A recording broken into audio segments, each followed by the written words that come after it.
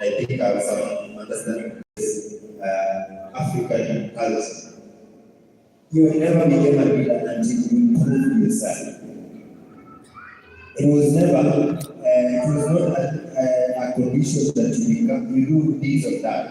The main thing was to prove yourself. Among the Maasais, kill that lion, right?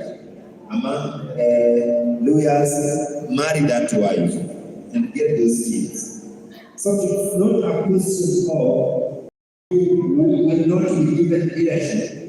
It's a question of have you proven yourself enough to earn that leadership. And in this generation, unfortunately, you don't need to do the big things. You need to do the necessary small capacity level things. Communicate well, create a community, be part of a movement among others. So the biggest barrier to young people taking up leadership is one, we have misinterpreted our cultural grounds, which asks you to one, prove yourself. Then after misinterpreting that, we now want to impose it not only on ourselves, we impose it on others. So mimi najua siwezi kuwa kiongozi. So just because I believe I have not proven myself to become a leader, I make sure Jeffrey does not become a leader. So that's the biggest barrier, misinterpreting the reality and then imposing it on others. And then, because we will not ask you for a solution from here, but I can give a suggestion to how we can move forward. We need to move on by first realizing in your individual position, condition, what do you need to do to prove yourself? And do it. Do that which you need to do to prove yourself first. If you're an academician, go that part to the very end. If you are someone that wants to do farming, go to the very end. Thereafter, you prove yourself, pronounce yourself as a leader. But learn to create a community around yourself, a community of trust, a community of action. And that is why if we have a lot of gaps in youth getting into leadership. We know how to do things. By the way, many of you are amazing doers. You have amazing capacity, capabilities, talent. But rarely do you learn how to build communities, how to express yourself to tell people, this is my identity. This is what I'm going to do for myself. Thank you very much. Oh, thank you so much. That has been from Kevin Makova, and he's actually painting to us the actual problem or the actual challenge. And also, wow, thank you. And also offering solutions. Before we move to the next question of the next panelist, I'd like to actually acknowledge that we have a number of dignitaries in the house, a number of partners in the house, and there is a special session for you. So just be patient, we're going to recognize you and give you the plaque. We've seen students begin preparing themselves for leadership roles when still in school and in college. And on this bench, we've got leaders. And they've actually told us they've been leading students, networks, associations, and I believe kuna wale walikuwa mtume, hata kuna wale kwa shule kama mimi na nikaanguka. So to you, Lavi, you've been a leader, a student leader, or you've been a leader and still a student. How was your experience so that you can support our brothers and sisters in the house who also want to be leaders, while they're still students and maybe they are leaders in their various institutions? So what's your experience and what can you share with them? What wisdom to them? Okay, my advice to you from where I sit as a youth leader is number one, you literally have to first of all believe in yourself and believe that whatever you want to pursue as a person, you can really do it. And believe in the people who have entrusted you with that leadership. It is normally not a better process because it comes with a lot of challenges, but you all need to dress up for it and face it. Number two,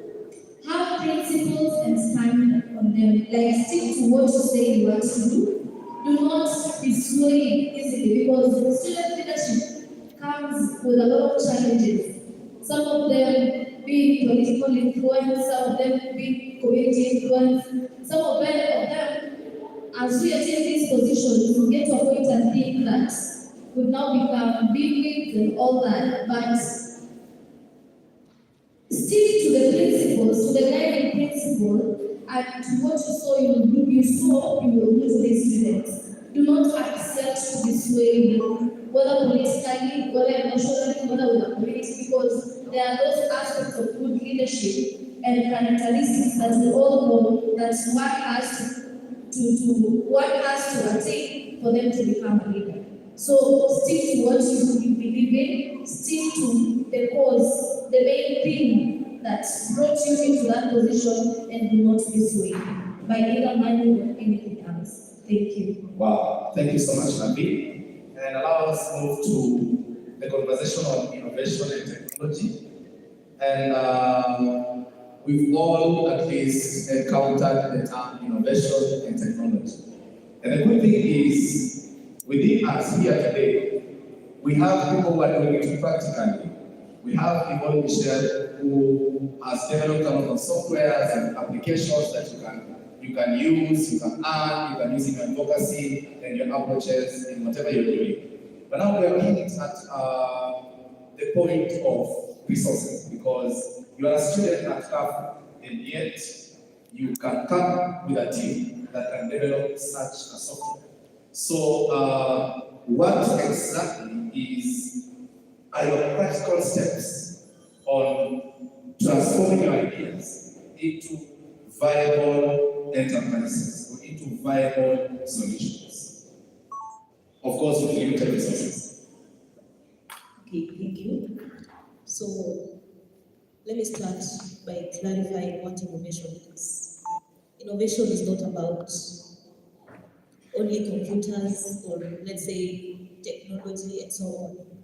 Innovation begins when ordinary people come together, they look at a local problem and they solve it using knowledge, creativity, and technology. And therefore, we as young youths, we should not wait for, we are not supposed to wait for perfect moments, or let's say perfect invitation, so that we can claim these spaces. We should look at the minimal possibilities and use them, utilize these resources, and ensure that we are coming to meet the goals that we want in terms of innovation. And therefore, let me say a little example. I recently attended an event that was on Vihiga Youth Watch Parliament launch, and during that session we had a lot of booths that were given to young youth innovators to exhibit their solutions. But we find that most of them were unoccupied, and that tells us our youths are redundant.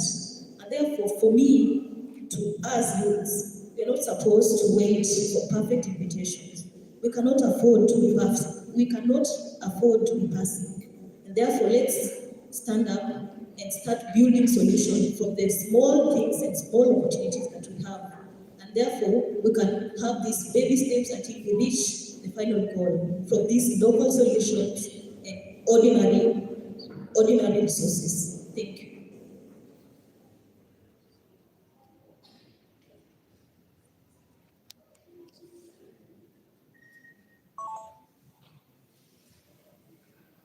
Wow, thank you so much. Now on the issue of TVETs, because we've got Eliud Baraza, who has just told us that he really loves, or he majors in TVET issues advocacy, and gets for TVET funding and promotion and all that. And we've seen a number of TVETs, and of course we've seen a number of circulars in the social media, and claiming that this TVET imefanya hivi, imefanya vile, kuna law sijui zimeenda wapi, zimeenda kule. But as young people in Vihiga County, as a young man who's been in the TVET space for over 7 years, what can you advise our brothers and sisters in the youth of Vihiga when it comes to TVET, specifically TVET? Maybe you can define to us what TVET is, and now after your definition you can tell us what's your advice to the young people when it comes to the conversation around TVET. Thank you. Once again, I want to say this.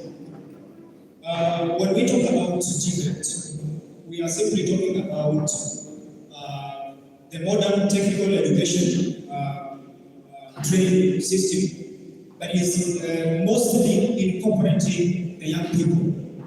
So it is an education system that is incorporating the young people, and it is the young people I'm talking about. It is you guys who are here. So when we see our TVETs not working as per what our mission as young people is, we cannot continue keeping quiet. We just need to raise concerns, we push for reforms, and we ensure that those reforms are being implemented.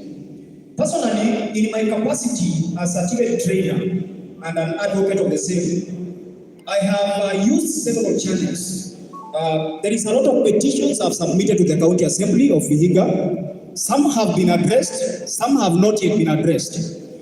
I have written so many petitions to the county government of Vihiga to raise concerns, serious concerns that are affecting our VTCs. In Vihiga County, let me just give you a blueprint of what is happening. We have around 35 vocational training centers plus TVCs. So in these 35 vocational centers, we have students who have enrolled in these institutions. But the bigger problem in those institutions is not about funding as people are putting it. Because funding can be one of the problems, but the main problem that I have investigated personally is the problem of management. And those are the major concerns that everyone, every stakeholder, every young person who believes in technical education should come out and call it out. The issue of county government funding vocational training centers, county government has been funding because if you count for the last 9 years, the county government has invested about 1 billion in those VTCs. But when you enter those VTCs, you will find trainees, those students are using old machines. Remember, we are moving with technology. How can you use an engine of 19th century to train as a modern student? That is what is happening in our VTCs. Not because there are not funds to buy modern equipment. There are funds, but those funds are not being managed very well by administration. So those are the things we are calling out, and we are saying we are not leaders of tomorrow. As young people, we are leaders of today, and we must step out. We must call out rogue management officers. We must call out those people who are mistreating TVET students, because when somebody mismanages funds in the VTCs, they are mistreating our young people. How many graduates are we having right now? We are expecting such funds to be used in building hubs. The reason as to why we have so many graduates in Vihiga County who are not employed right now is because of poor follow-up mechanism by the government. It is not even concerned. It is not concerned. The reason as to why I'm saying it is not concerned is because tell me 1 or 2 workshops that have ever been built or hubs to accommodate those guys who have been graduating. Tell me. Are you telling me that the government has no capacity to build even 2 workshops in the whole county to be accommodating graduates so that after they receive skills, they go also to apply those skills and generate income? For example, tell me why a carpenter will go in a VTC, train, get out of the VTC with skills, and then start roaming around in the village. Tell me why. Tell me why an entrepreneur will come out of the college, graduate, and get out of the village, start roaming around, and the government is not even concerned. So this blame we are saying, that's why we are supposed to come out as young people. Let us not just graduate and keep quiet. Let us graduate, and that's why this convention is here. We put our mind together, we get united, we initiate a very single path that we can use to ensure that these reforms are being implemented. Thank you very much. Wow. Thank you so much, Bwana Eliud. And we can see the seriousness in his face and how he's expressing himself, and it tells us that something needs to be done and it needs to start with us. By show of hands, how many of us here are in the Tibet institutions or they are graduates from Tibet? All of you? Wale wa Tibet, so ni wa Tibet, TDCs, the vocational training centers, the technical schools, wangapi mkono ni vizuri? Tuwapatie kazi. Thank you so much. I reported something on the involvement of young people in policy issues and governance issues, because when it comes to public funds, when it comes to policies, it means that there is someone who's supposed to be speaking up, there is someone who's supposed to be having engagement with the relevant people. To you, Janet, you've worked in vihiga for quite a while, implementing different projects under EGESA or TISA. So how is your experience with the young people when it comes to their engagement and participation in policy and governance issues in vihiga country? For starters, it's very encouraging when you see young people organizing and coming up with a convention like this to discuss their issues. Now, recently I joined the county government during the vihiga Youth Convention. I don't know how many of you were there. How many were there? In the room. How many went to the youth convention for the county? On 30th May. Okay. So I posed to them a question, asked them in the room, how many have ever gone to a public participation for in policy and governance? Just as he said, the only way you are able to understand what is happening with education is pertains to what the county is funding, how much money it has allocated, ni miradi gani imeweka. Right now, there was public participation for the budget, for the coming year budget for the county. Who knows how much is allocated to education? You guys have smartphones. Mko na smartphone? Mko na internet? So what I'm trying to say is, all of us have the internet access. This information is usually put up on the websites. So the best advice I usually give to you is go to the website, look at these documents. When it comes to education, the county is funding, Tibet is the work of the county. So in the budget, there's a money that is allocated to Tibet. Right now, the money that is proposed to be allocated to Tibet, most of it is going to pay salaries. So imagine development, these are workshop materials in Tanzania.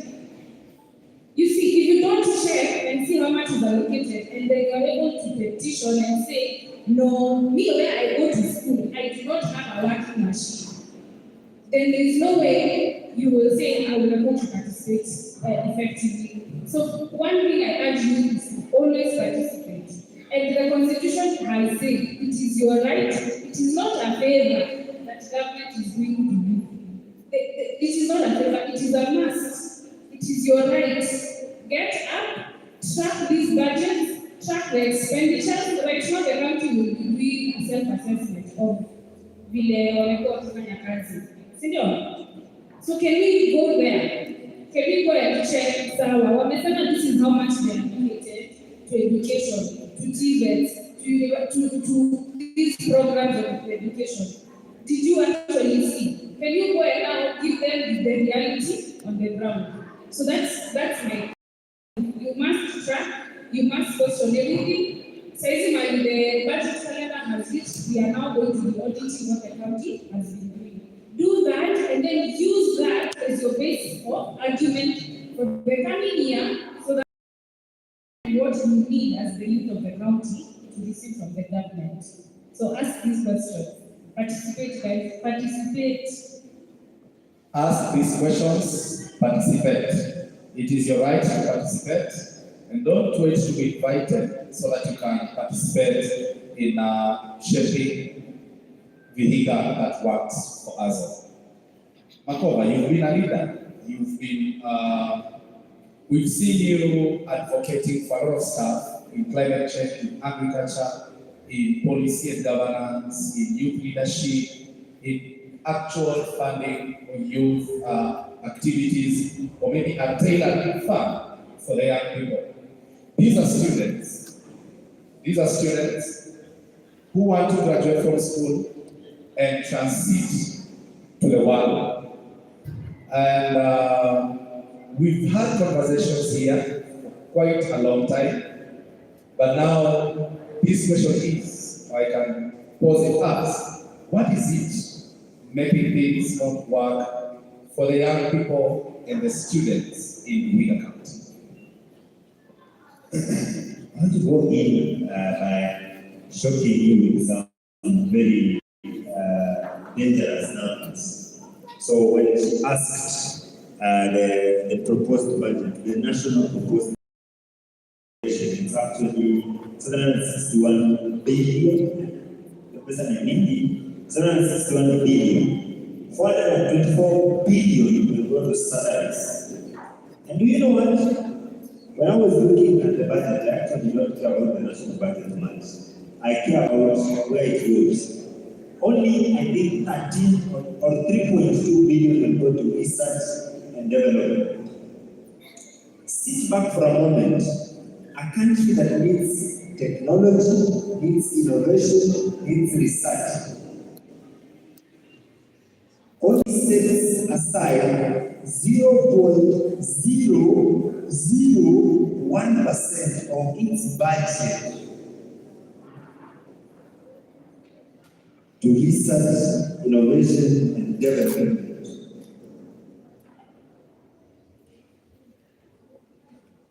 You see, it may not make any sense. Those are just numbers. But to me, who believes in research and development, I look at it as an insult to the young people. You who are now in institutions of learning, you are the ones that need the resources to develop ideas, to build solutions. But then the government says,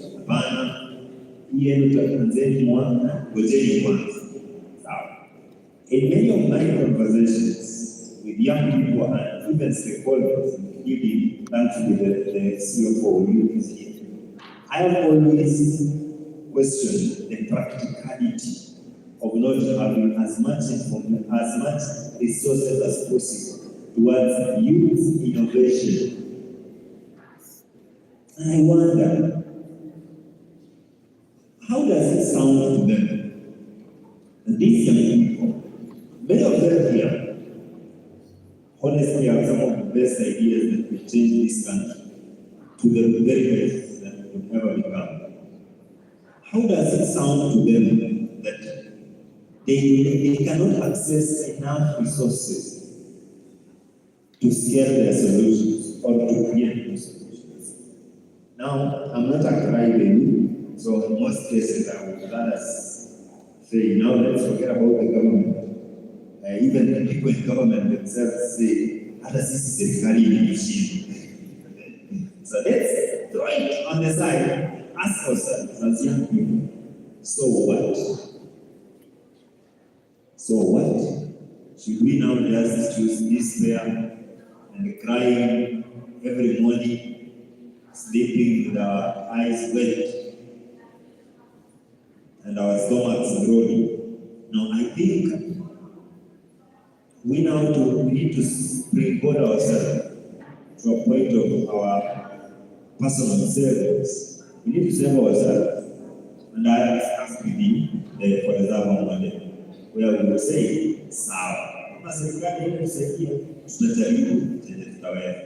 there are a lot of partners, a lot of investors that really want you to create those solutions.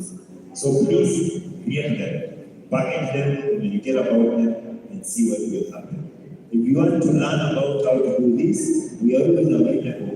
And maybe up to 2027, and I will be a very free consultant for youth in the EGESA. But if you look at 2027, now we are free consultants, where we can help you now develop proposals, approach partners, package the solution, do the basics, get a website for your organization, among other things.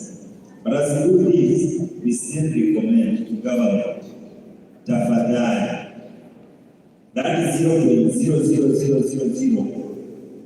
is the reason why the youth will always make noise. And I use the example of Germany.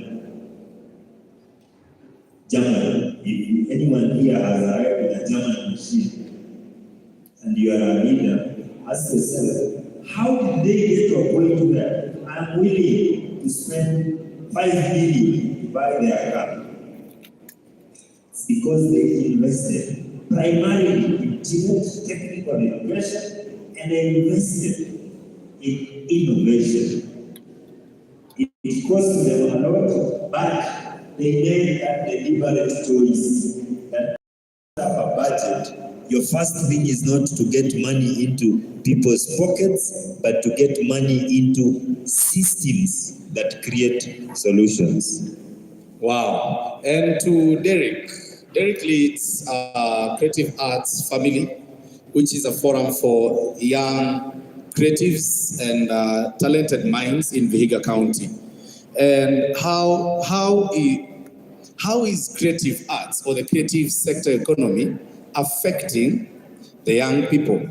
And also, how does the young people affect creative economy?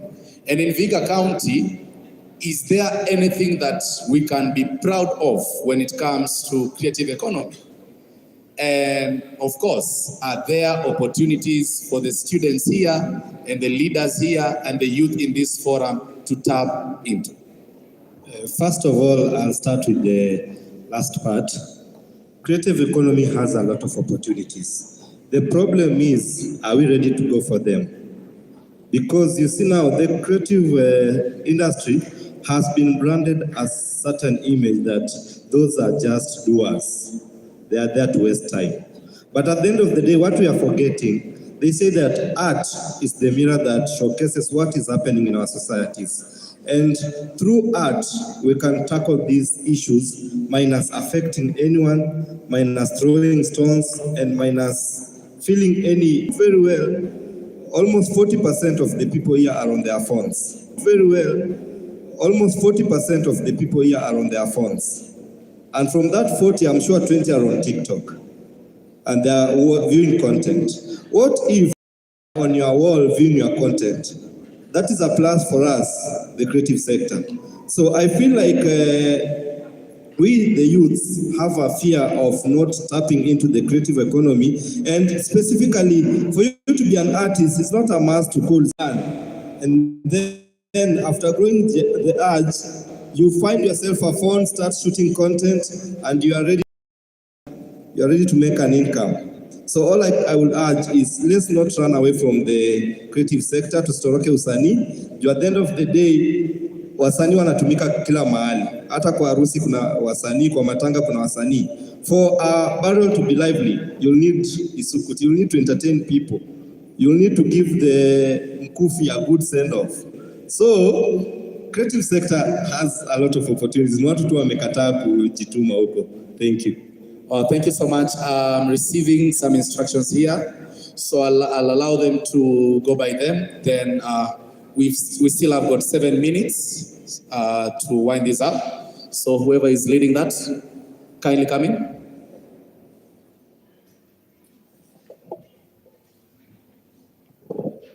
Thank you. Bwana Yesu asifiwe tena. So tumehold on kidogo, tuingize president wetu, si ndio? Si ndio? Mmechoka na basa bado bwana. Tunamaliza tu saizi. So, DJ, I think president ako hapo kwa gate na nataka akiingia tusimame. Alafu tutaketi, si ndio? So, president, I think this is your time now.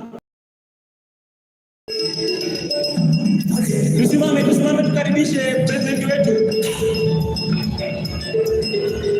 President, karibu.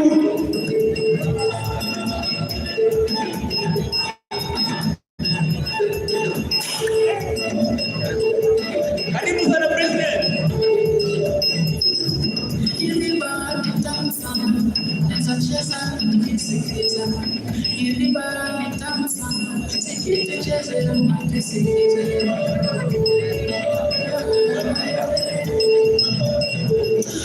Karibu sana Mr. President.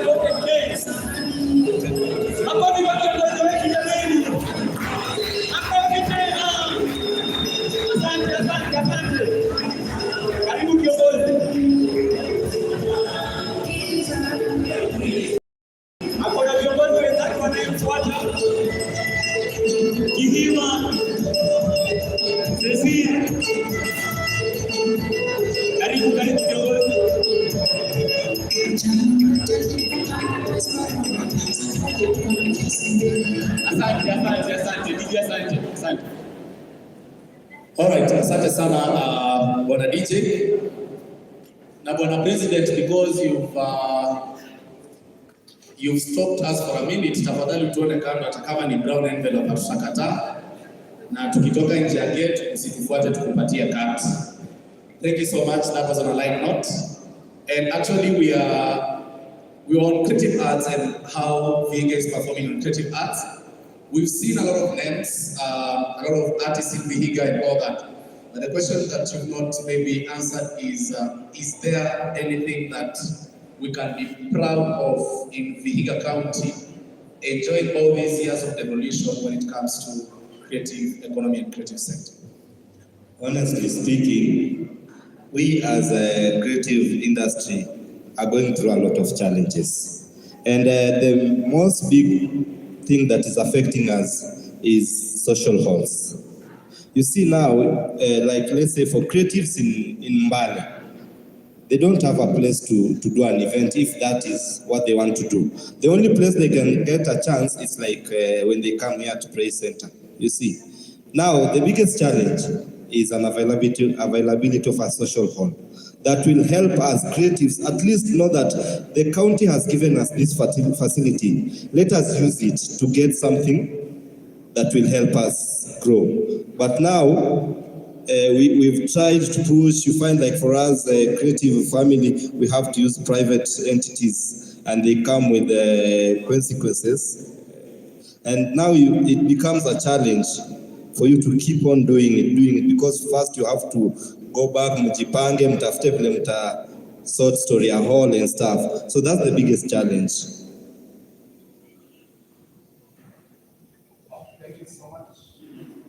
Right, thank you so much.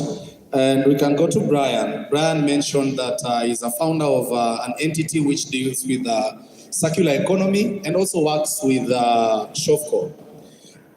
In the 17 SDGs, the SDG 17 is partnership for the goals, or partnership and collaboration for the rest of the goals.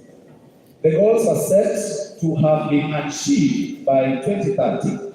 And yet, as we speak, we are not even closer to a quarter of the achievements. These are students, and I'm not so sure how many are versed with SDGs and what they're doing within the spaces of SDGs. But how can the students and the youth package themselves for collaboration, partnership, sponsorship, and the actual realization of what they want to do? Thank you. I think we as students or the comrades, the first thing is upon us to unite.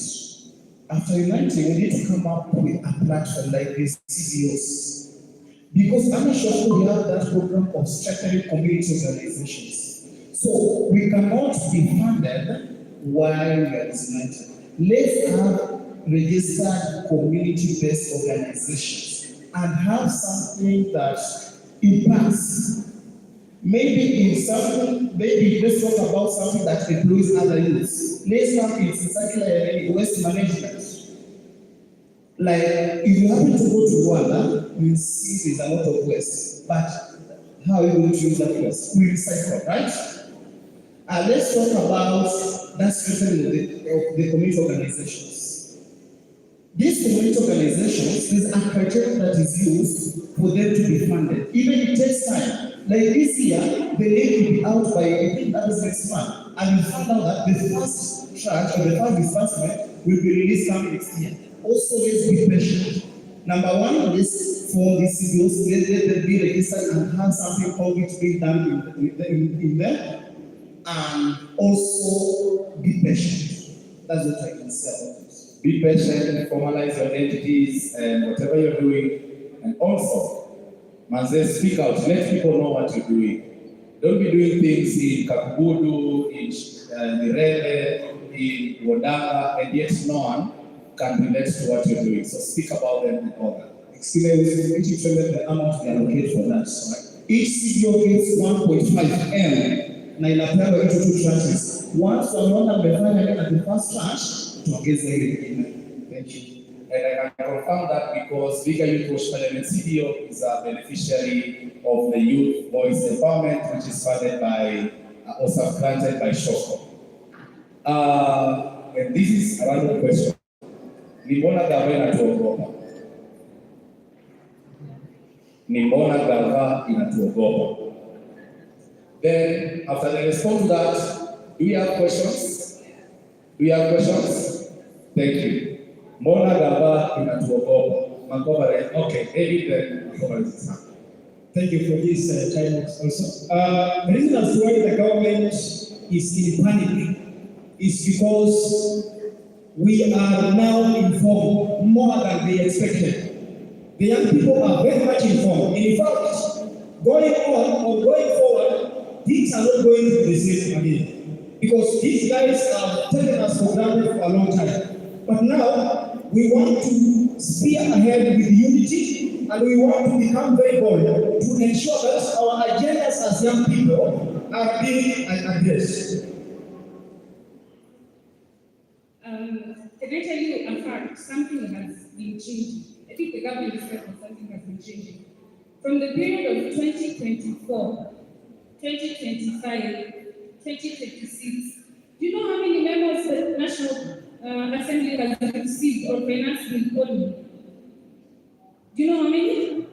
From that period, each year, they have been receiving them in the hundreds of thousands. Imagine when a crash in Doxia, national government. So from this period, it's clear that there's a shift there. As he has said, you are the generation that is most aware about governance. And trust you me, those petitions, they are backed with facts. That's what I was saying you. Go to public participation, and the Institute for Social Accountability exists for that reason. Our mission is to create citizen-led public accountability. So to go hapa, we can support you, we can help you research those documents. Sometimes they're huge, most of the time they're very huge. But you are educated, you have a smartphone, there's internet, that's why it's there. Basically, kuzidi. Thank you, ma'am. Okay. Okay, to add on what she was saying is maybe the government is afraid of us because for now we are informed. And being informed means that we are using data as our main and strategic resource. So let us be informed, use our smartphones to get more information, and this information will lead us somewhere. 10 seconds, Lavin. I would like to say something. Maybe the government is afraid of us, apart from what they have said, because we are more united. When we decide as a youth not to do something, we come out. And that is the spirit. Okay, I have to be careful because I'm part of the government. Okay, this is what I would say. It's just a comment. Jeffrey asked something. How many of us here are in TVCs? Maybe by show of hand. Technical, vocational colleges and polytechnics. How many of us here? Okay, so most of us are from universities. That's awesome. This is what I would like to add us. School is not meant to create employment for you. School is meant to open up your mind so that you can at least generate some income that can keep you going. Because there are very many opportunities out here. And I'm sure all of us can confirm that. Thank you. I know it's funny, something. Please go it out. The thing is, I don't think government fears us. It has all the potential to actually reduce us in ashes. But the problem is they do not understand us. This is the first generation that governments all over the world know. If they disagree with you, you're issue. If they agree with you, sour. They go look for their own information, verify you, check you, you're good. So government and government systems. And sometimes I want our leaders to understand this. We're just part of the government system. You're just a part of it. So when we disagree with that government, see where the system. So if this is the first generation that I can actually honestly tell you, we'll see, sio wewe ndio tuna disagree na wewe. Hapana, this is nothing. So this generation, and I'm glad that finally we've got to a point now we can see this to power and expect responses. And I will encourage them because I believe several representatives of governments are here. The thing is, don't seek to always respond, react and respond. Seek to understand. Because what you lack is the understanding of the generation. You have all the solutions. Honestly, government can actually create all solutions if it wanted. But first step back, understand, and then wonder which one can you do, which one can you not. So I'm saying they do not hear us, they misunderstand us. And in their misunderstanding, they want to react to everything we come out with instead of just sitting back and saying, how? Is this what you wanted to say? Okay, how do you want it done? So that is my input. So do you have any books? I just want to say the government feels because they educated us. And you know when someone is educated, that person is a very person to handle. Because you see, for us youths, if I do something good right now, everyone will praise me. But the next second, if I cheat, so they love you now, they'll hate you tomorrow. That's the challenge the government is facing. Thank you. Wow. I can see our government has got a very funny generation to handle, and if you don't handle us with care, tutasini. Back to the floor. We say there are questions, maybe by show of hands, we can give opportunity to around 3 or 4 questions, then we proceed. We can start with, is there any other mic?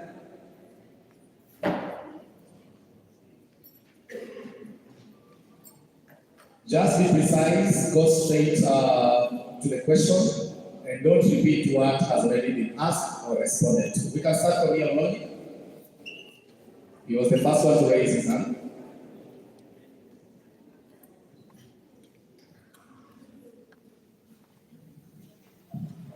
Thank you so much. I'm Engineer John Biheso, and for the sake of audacity, the panelists have said they have informed. Which information do you have for clarity to tell us that the government is in a fair way that these youth are coming up strongly? Do you have some points that you want to put across to the government? Do you have issues that you want to address to the government so that it can be addressed in the way all our youth want to be addressed? Number 2 is that yes, youth have a lot of problems. As youth of Vihiga County, are you trying your best to change the government? Because you are thinking to someone which is government, is in your mind that there is someone by the name government? Or do you mean that there are some people who own the government? Who are these people? How are you approaching them? How do you revoke them? How do you change this leadership? Are you voting? Are you having that civic education to change our minds? These are my questions. Please respond it. I'm just a layman. I'm not yet much learned. Explain to me as in a layman language. All right, thank you. I think it's noted down. The next question.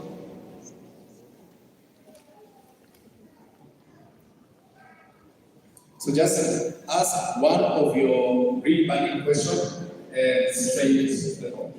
Okay, now that the youths are using phones, like 95% of the youths are using phones, and when the finance bill was there, the government removed VAT fees for local phones and added 25% on imported phones. So I'm asking, how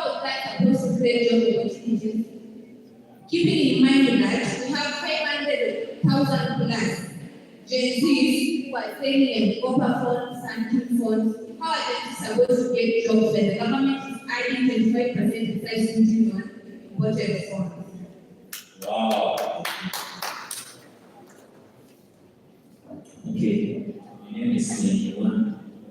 To the Prime Minister, we have discussed a lot of information, every part. So my question is, how do you put this knowledge into a sequential way? Because everybody has kuna ule wanamiliki knowledge, but most of us, kila mtu ako na different interests. How do you now, when you are starting your own thing, to put that knowledge into sequence? You start from here, A, B, C, E, and then you complete it, and then now you go at the big, achieve what you want as a person. That's my question. Thank you so much. There are like two hands here. We can close with those because of time. Also, there are two and one at the back. Thank you. Good afternoon, comrades. Good afternoon, Amnaba. Good afternoon. Thank you. My question, I pose it to the man there and the visiting so my question is, I want us to know how I create allies for those people who graduate from visiting. So, this is and technical institutes. So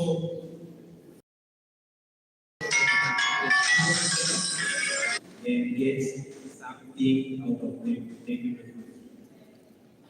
On the fire, there's two hands and we can close with those. There's one around there and there's one at the far end, at the back.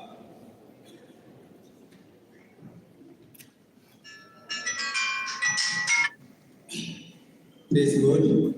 So my question goes to my brother Brian about the Shofo organization. I was once a member of Shofo. So there is that kind of sponsorship. I am a trainer at the one technical education college, Department of Electrical. So there is a day I wanted to further my studies to go and do the number, and I asked for assistance for your Shofo, and I was given an answer which I was not pleased with. The answer was the Shofo organization has a limit of sponsorship. They can sponsor you to a certain level, but beyond that, they cannot sponsor you. So I asked myself, if I'm a member of Shofo and I registered as a Shofo member, why can they sponsor me for that event education? So you can educate me more about that. Thank you. There was one at the far back, and now we can respond to them. Be precise, straight to the point.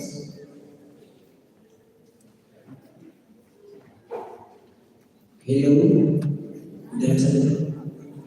My name is Sam. I would like to ask this. You say about leadership, and you say leaders use leaders leaders. What are the strategies they take as the chief of the leaders to make sure that the points that youths the needs of the youths are being taken and are being concerned about? What are the strategies we use to make sure that the youths are involved in leadership? Thank you so much. Those two leading questions which were directed to Brian and David. So maybe you can respond to the question that was directed to you in less than 30 seconds. Then the rest can keep on engaging. If you ukimaliza content yote leo hata siku nyingine, then Ryan, you are also responsible for that in less than 20 seconds, then you can proceed to your response to area question. Okay, let me respond to the first question from Mr. John. Whether we have information that the government is fearing us. Number one, I may say that I have information personally because I started this issue of reforms by pushing petitions to the county assembly.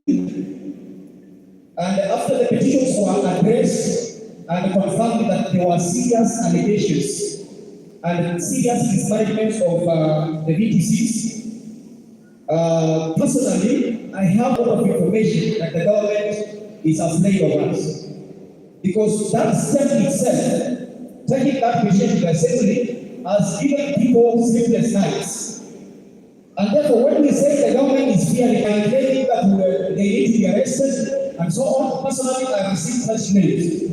And I can say we have information. When we say that the government is fearing us, we have a lot of information about that. Thank you. Question number two, how to deal with the VTC graduates? VTCs cannot be wished away as they have been in the previous days. VTCs plays a very important role in our youthful level and capacity. Therefore, when so many disadvantage. Now the 25%, it's called an activation tax. What this means, siku ikiingia Kenya, ukienda sasa kununua, unachajiwa on the final price, pay for that phone, you will be charged 25% activated. Now the problem with this is that it causes something we call double taxation. Because kuna taxes for kutumia mobile services, right? So that's a double tax. So you pay the tax to activate the phone for you to use it, and then now you pay another tax to use the services of the phone. You get? So it is a disadvantage. And yeah, we usually do memos and try and say, no, don't put this in, they are primitive, but the government also does what it wants sometimes. All right. Allow me respond sequences of the knowledge that we have. I will encourage you, lady, come up with an idea. It starts with an idea, implement it, then consistency. Follow it up, consistency. Wow. Just a quick one. I had my colleague that it is good when the youth are organized in groups. So I'm talking on behalf of the Department of Agriculture within the county. We support farmer groups. I don't know how many of us here are in farmer groups in the county by show of hand, or how many of us have registered farmer groups in the county. Just be sincere. So what you are saying is very true. Tutazidi aje na tujajipanga mazee. Is it even possible? So let us be organized in groups. And if you have any registered group that you undertake any agricultural activity, you can reach out to me. My phone contact is 07 353 984. I said my name is Tony. 0707 353 984. If you have any group, reach out to me at our site. Thank you. Thank you so much, Marco. I believe it's the final. Yeah, it's a final round. So, in one, I want to based on what you asked and just around the information. Anyone that is in this room already understands the power of information and how it can change not just ourselves, but it can change the world. And unfortunately, that basic understanding has been misconstrued by technologists and innovators to redirect your attention to information that is less beneficial to you. I love social media. Honestly, yeah, I think our organization posts their once or twice a day. But the question is, what type of information do you access? Have you filtered your information to only benefit you in the line of your proficiency and your professional growth. So I'm encouraging you young people to one, really don't let the government or other people help you. Be disciplined enough to say, mimi nataka tu focus on mambo ya agriculture. So most of my content, most of my research, most of my problems on AI and every other place will be around agriculture. We can strictly and discipline get ourselves to a part where we ourselves get the right information to can definitely change the world. Lastly, and most important, at the end of the day, we have a government established based on these three important words. We, the people. Let's remember, it's a mandate that we gave to ourselves as we, the people. So that when the engineer asks who is government, I remind him that it is we, the people, not anyone else. It is we, the people, that will elect good leaders. It is we, the people, that will elect bad leaders. It is we, the people, that will let bad leaders do bad things. It is we, the people, that will always remind the bad leaders that this is a bad part for us. But also, we cannot have that moral authority if we, the people, allow our votes to be bought by 100 shillings, 200 shillings, 500 shillings, 1,000 shillings. That one gives the power of we, the people. Thank you. Thank you so much, our panelists, for leading us through this conversation. They've done a good job. They've shared ideas. They have shared a lot of concepts into different contexts. Yes. You have the mic? All right. Someone can pass the mic to him.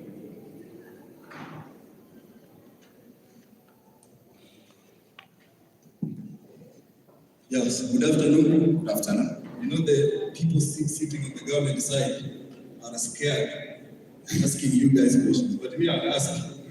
A good friend from Gisambai, the bright young man from Gisambai, has said the government still uses 16th century tools to train young people. My question is, the question we ask ourselves, why is these tools still being used in the current century? Secondly, what can we do to turn to modern tools? Thank you. All right.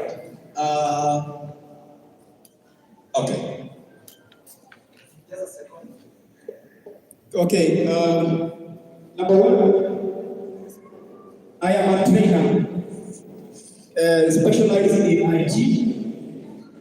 Therefore, I have trained BTCs for about 7 years now. When I talk of government, when I talk of institutions using all the fashion tools to train students, that is a reality. And you know, technology is something that changes every now and then. When you use such tools to train students, it means when they go into the market, when we release them into the market, they have a big challenge of running the modern equipment. So what we can do to ensure that those tools are being replaced, we need a goodwill from the government, number one, to invest more in such machines and in modern tools and technology. Number two, to deal with the factor of mismanagement and misappropriation. In my research across 35 vocational training centers, I noticed that funds were released to buy modern technology tools, but these funds were not utilized accordingly. These funds ventured into people's pockets, and they are still depending on old-fashioned machines. So number two, we need to deal with mismanagement. And dealing with mismanagement is investigating those ones who have misused BTC funds, and after investigation, let them get arrested, let them refund those monies so that those funds can help the government to purchase modern tools and equipment. And that was the final. Sorry guys for eating into your time, but I believe this has been a very good and relevant conversation. We like to end it there, and I'd like us to appreciate the panelists as we take our seats. And let's appreciate them better. We're going to use find a spot there. And okay, thank you so much. My name is Jeffrey Idai, the founder and speaker of the Youth Watch Parliament. If you want to learn more about our work, you can follow us on social media. Our website is www.vihiga.youthwatch.org. I'm looking forward to interacting with you more. God bless you. Thank you, David. Let's appreciate them. Please, let's give a applause for the wonderful, fruitful discussion that we have had. I was unable to have them because they were discussing issues that affect me and you. That's why we have taken a lot of time. But I will now the next speakers will be a bit short the way I am, right? So let me just appreciate the presence of the guest speakers. The guests who are here. We have Mr. Eric Yego, who is the county police commander. Let's appreciate him for being in our police. We have the presenter, that is Herman Kamareki for HTV. Let's appreciate him. Jeremy Tuatongo, the TISA representative, let's appreciate her wherever she is. We have Indo Masiza. Let's appreciate her. We have Ata Muli, let's appreciate her. Lavenda Luis, let's appreciate her. We have the CEO for Rezaga Makoma Kevin, let's appreciate him. We have Brenda Yasena, let's appreciate him. We have the PA representative of Mitri Sadagala, this Morris Ayodi, let's appreciate him. We have Derek Michele, let's appreciate him. And then we have Dennis Hayonje, let's appreciate him. Galia Kim, let's appreciate you. Again, let's appreciate Honorable Omboko Mileva Wizina. Let's appreciate you.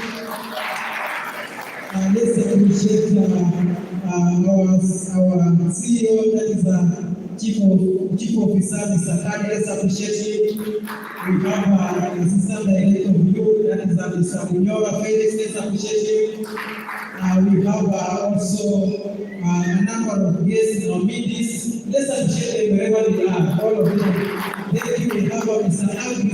Let's appreciate him. He is a keynote speaker for today's discussion. So at this juncture, let me welcome one of us who is the county police commander, who has something small to tell and to share with us before we leave. Let's appreciate, let's give him a round of applause. Let's continue giving him a round of applause.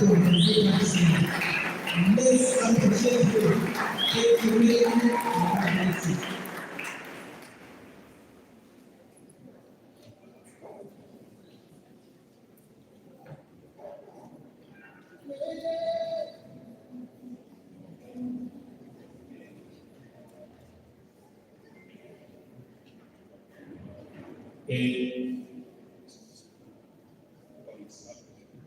Good afternoon to you. Comrades power. But on our side, we say comrades on law enforcement. But when you go to them, comrades, they say liberation, comrade in arms. That's the language that was spoken by people like Kenneth Kaunda, Nelson Mandela. They used to say comrades in arms.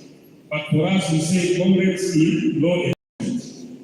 So mine is only to wish you well. You gave us an invitation to invite our county police commander, who on his behalf he has sent me here to represent him. So before I say something small, I would like also to recognize all who have attended this business vihiga students network. Always, whenever you have a function, Like the other time you had a function in Nairobi Friends University, you came to the office and requested for assistance, you requested for security. Our main duty is to protect the life and property of all Kenyans. And even Mheshimiwa Milemba, when he goes to Parliament, they always look at the laws, they enact the laws. So the law now responsible for police work is enacted on that basis of protecting life and property. So thank you very much, Mheshimiwa, who attended this function, including our county staff and all other vihiga leaders, maybe including aspirants to various other political seats. Like the other time when we attend functions, we were challenging our young ladies and young women. You know, there is this seat of women representative. You just come across every young lady, every young woman, or even elderly women say, I'm just going to contest for women representatives. And then we say, why do you fear? Why do you fear other elected seats? And maybe even in this forum you can tell me, or you can explain in this forum. And I'm telling you, our young ladies, why do you fear? You just come forward and say, I'm going for this seat of women representative. Why not other seats? Maybe the Lord will also open up so that even men can contest for this seat. You can imagine try? Yeah, we can try. The law says so. But women do not fear these other elective seats. Do not just confine yourself only to, I'm going for this women representative seat. Try other seats, and you will get the support of all these people sitting here. The Students Network, through your panelists who were before us here, you are talking about technology, about leadership, about creating opportunities. Ours, on the side of the police, is to enforce the law, to make sure that society is carrying out these activities orderly. So you confine yourselves within the law. And the moment you are outside the law, we just come for you. The police and society, and especially within the jurisdiction of Vihiga County, we are in touch through your local leaders, even through you individuals. Whenever our presence is all over, even in the village, whenever something happens, we are also there. And even when we are in the office, or wherever place we are, our eyes are always within the jurisdiction of the Vihiga County, even in police matters and other related matters. So you have talked very much about technology, you have complained about using. You are talking about the 16th century technology tools to carry out your plan. Mheshimiwa Mbogo Milemba is here. Maybe we argue when it goes to Parliament, we can raise such an issue with the relevant committee of Parliament, Senate, and parliamentary committees responsible for technical education in Kenya. And also, maybe I don't want to take a lot of your time because it's not my day, it is your day. So let me just remind you one thing that there is one statement which was raised by Professor Ali Masui at one time when he had our students from the PBS and even the universities to the Kenyan society and to the economy of our country.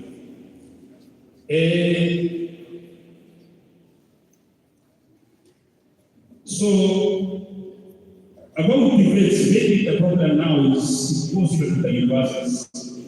I don't know about our engineering. How well are they established? As I most established a school of engineering? Yeah? Just give me an answer, please. Is there a school of engineering in Kaimosi? Maybe you can develop. Mheshimiwa Mkombo will have a very close to Nairobi, you can raise with the relevant ministries and departments of government.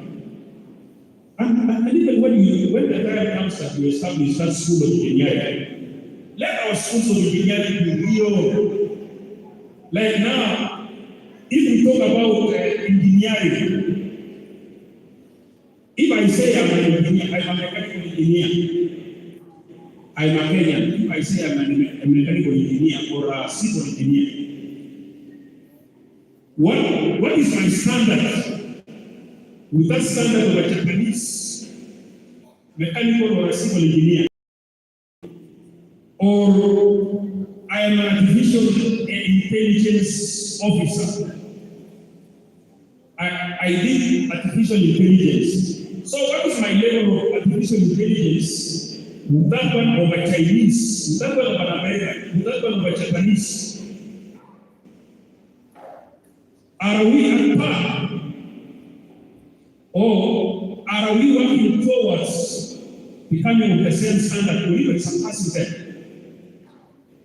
That is my challenge. Honorable Omboko Milemba, I don't know your background. Maybe you were a therapist, you were a teacher, but whenever you get an opportunity in the house, I have heard you, but I don't know so much about your background. Maybe at one time, Takutana. So whenever you get an opportunity, even small opportunity in the house, maybe you raise. You talk about the state of our schools of engineering, our colleges of engineering. How are they? Are they in the 21st century or they are in that 16th century? So that now, as a country, we could be complaining that, oh, we don't have those, we don't have engineers, we don't have the technical expertise, and yet we are not developing these institutions. Like now, the Chinese universities are not just for going there and get papers, as people say. Chinese universities are supposed to generate knowledge, real knowledge, that the country thinks it will transform China to surpass even America and other Western countries. So, as a country, we can develop our own standards and growth. Let me rest my case. There was one issue that the government fear students. For you.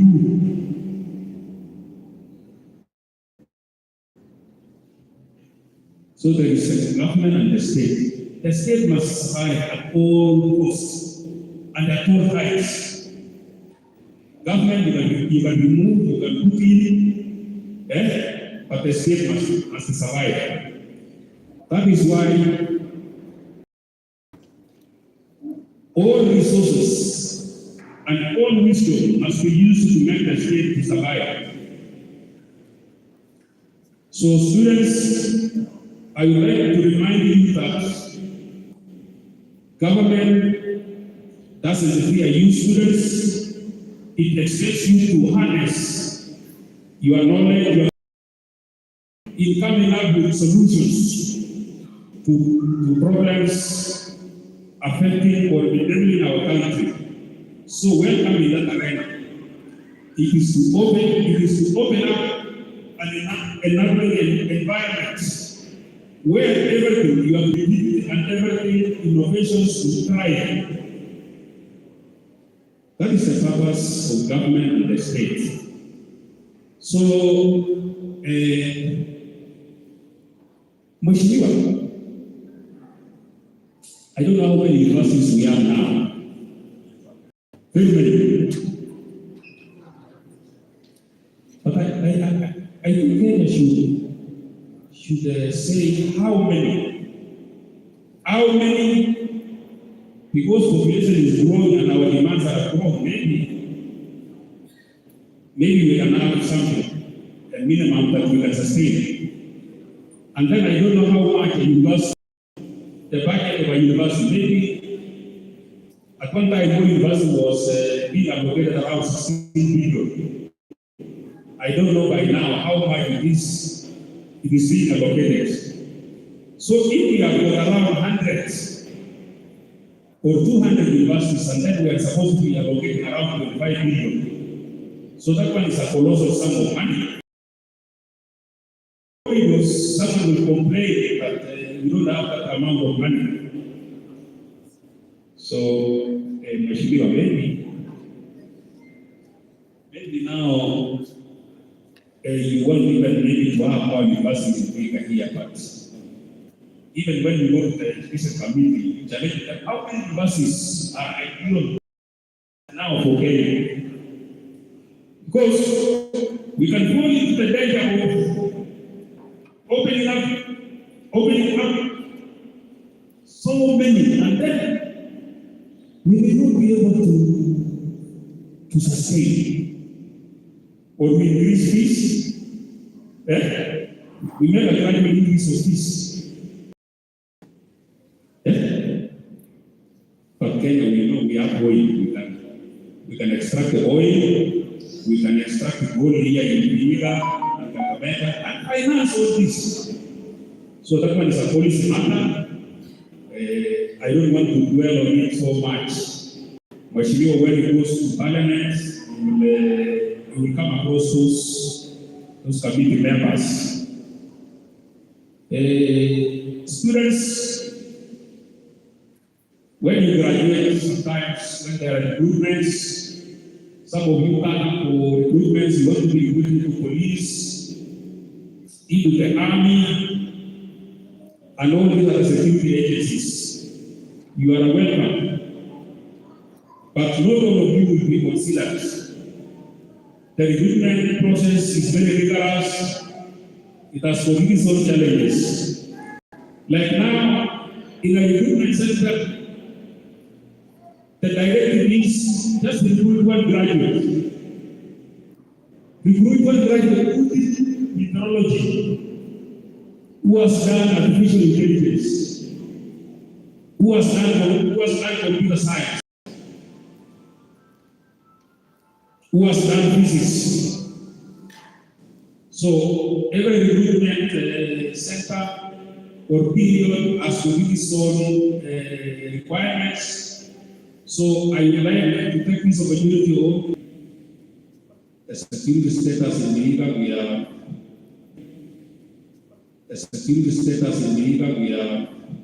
Vihiga is just like any other society across Kenya. That's the first, the vice chancellors, you implore government to construct hostels within the university compounds. Hostels within the university compounds. Because, so Mheshimiwa,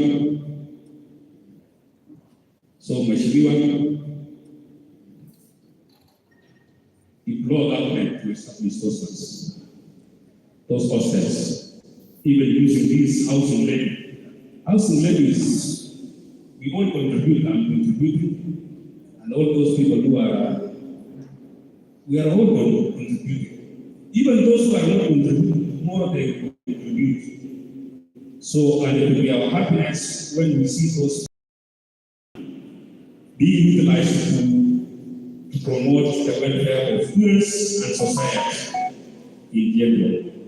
So, in that regard, on my own behalf and on behalf of the National Police Service, and behalf of the County Police of vihiga, I would like to end my case there. And students, I would like to wish you fruitful engagements. Do not fear.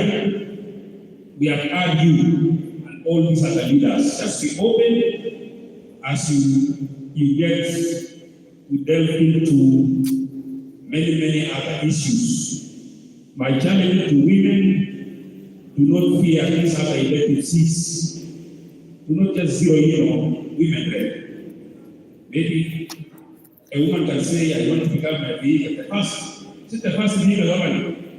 But about some people will never excuse me on that issue. This is just only just a mere challenge. But there is no problem. The people say you become, you will never become. If the people of vihiga will say, will never become. Because Umbogo has been a vocal even before me coming here. He will become. Even me, when I buy land here and I say I'm going to this, the people will say this me, I will leave.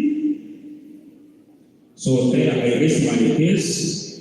So I would like also to thank you,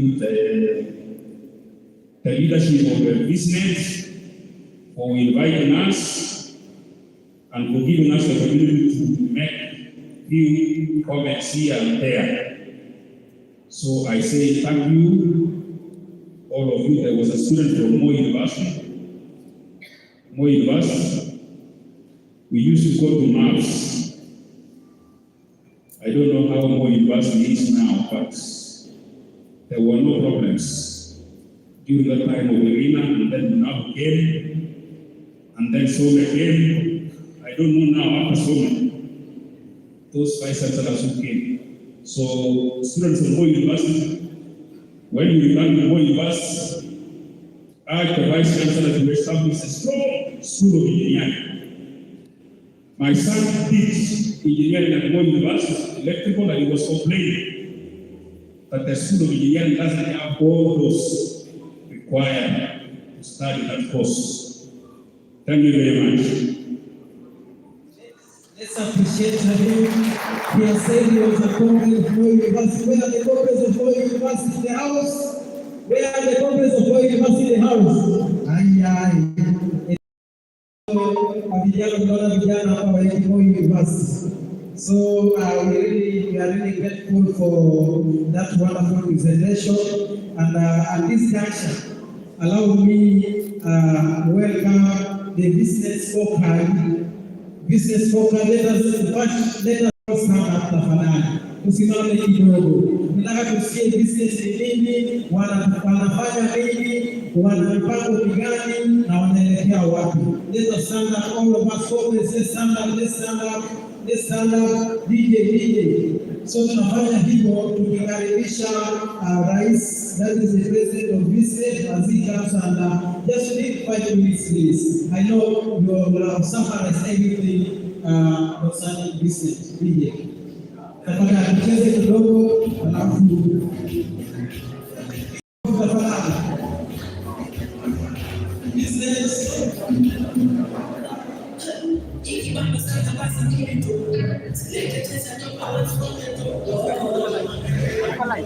Let's appreciate him. Thank you.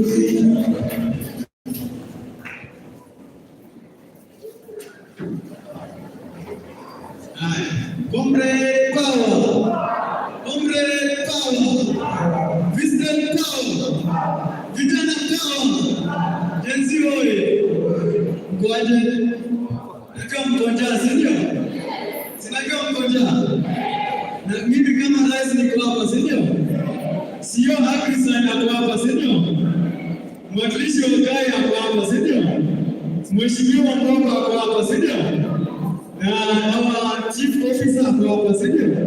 Director wa vijana hapa, sindio? Mimi nataka niwaombe tu na kuendelea kutoa my speech. Nataka tuone vitashughulikia mambo na refreshments. Comrade kule tena. Si mkonja comrade. Mkonja. Haya, mimi naitwa Gidei Walter na serve kama the president for Vihiga Students Network, which is a registered community-based organization. Vihiga Students Network, we did our first AGM on 27th, 2024 at Mkoli Salvation Army, and this becomes our second mega congregation. From there, for the past 1.5 years, we have really invested in building our strongholds, ensuring that we empower our ward networks, we empower sub-county networks. When I took power 2024 December, the student leadership and the youth leadership, it was at its deathbed. But I can confidently say, as we speak now, we have everyone, they have a youth organization led by a student leaders. We also have some county students network. And I just want my leaders tafadhali mseme I know they will not have another time to speak. So viongozi wa business leaders, haya tukuje mbele tafadhali. Kama wewe ni kiongozi wa business Ogando, haya kujeni wote mbele. Kim, haya business leaders,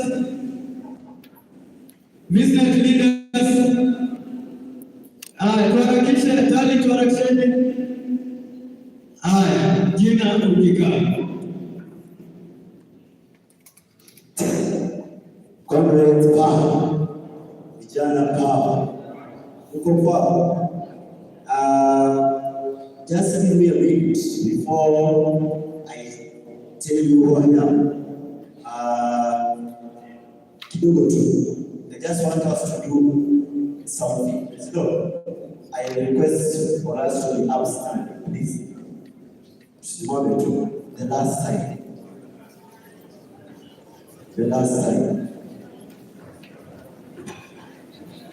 Sawa. Kama uko na simu, weka kwa mkono. Kama uko na simu, weka kwa mkono. Washa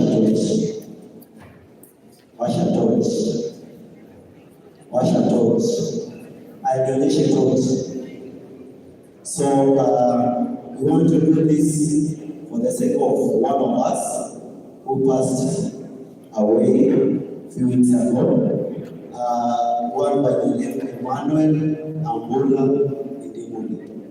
Natoka EGESA location in Zavadi Aduyo Ward.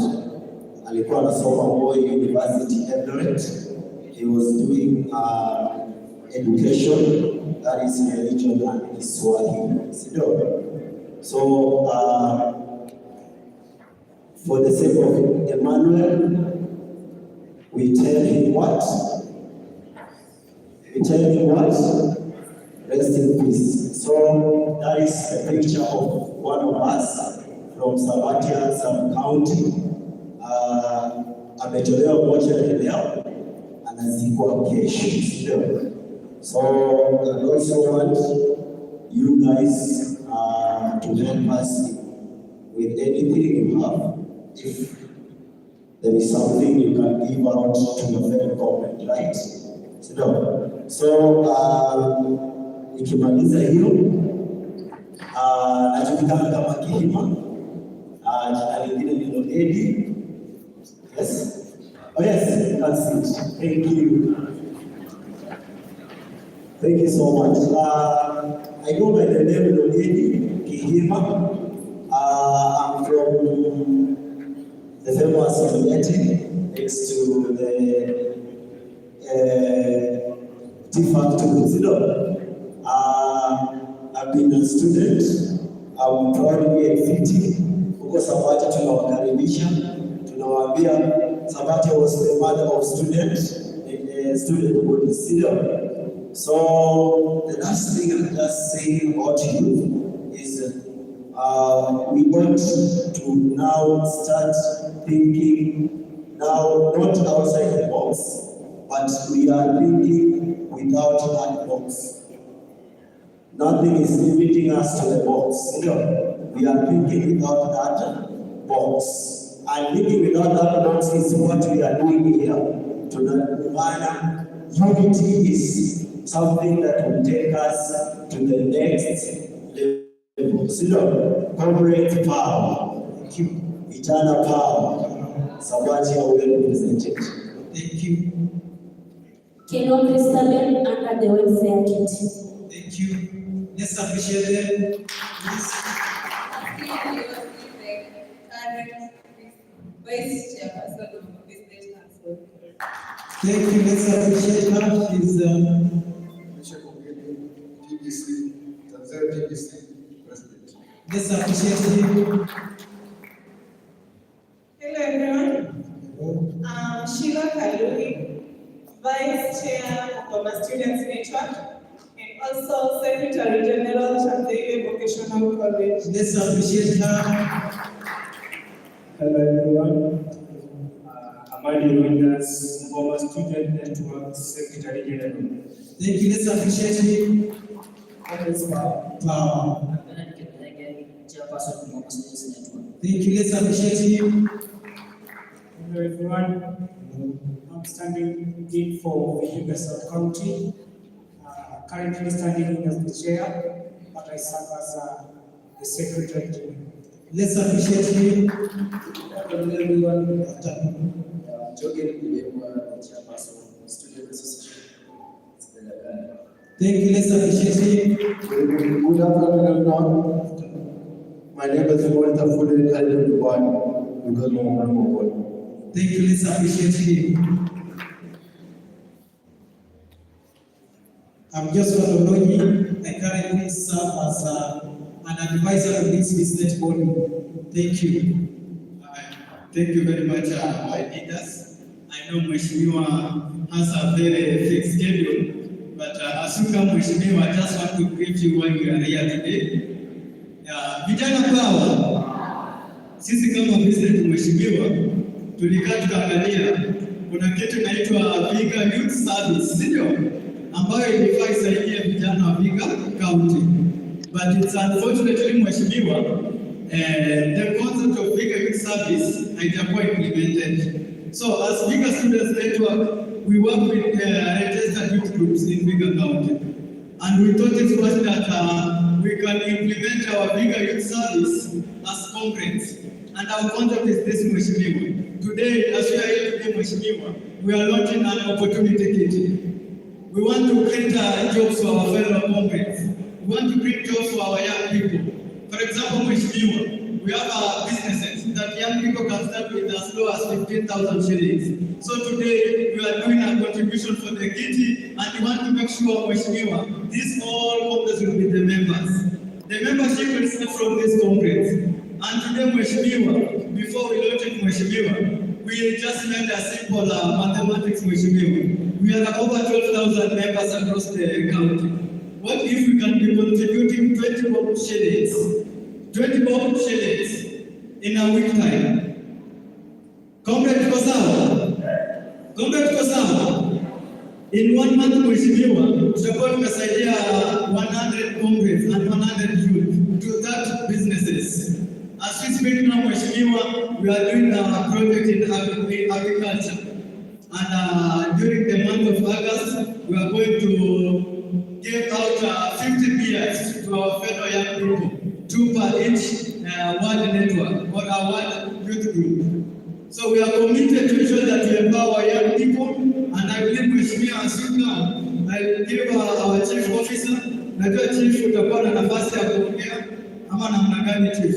So chief, karibisha Mheshimiwa, na mimi nabaki kama MC hapa sasa. Thank you so much. Comrade Power. Comrade Power. I'm here to invite Mheshimiwa. He has a big schedule, and it is an honor for him with us here today. So allow me, can we give him a standing ovation as he comes to say a word? Karibu sana Mheshimiwa. It's a great honor to respect young people, and that's why you are here. Tusimame comrades, tusimame tafadhali kwa ishara ya heshima. Haya. Sana tunaweza thank you very much, the President of the EGESA Youth Network. Am I right? EGESA Youth Network, right. Thank you, the President. Thank you, the youth of EGESA, the membership together with the leadership. First, I want to thank you for thinking of organizing such a forum for our youths and doing it in this minute because you are all the youths, whether the universities, the middle level colleges we call the national polytechnics, and coming down to the vocational training colleges. And therefore, that's very inclusive. I want to thank you for this and encourage you that you keep on doing this because amongst you, among these youth, there are great minds which are bigger than even what we have today and will grow to become what it will be.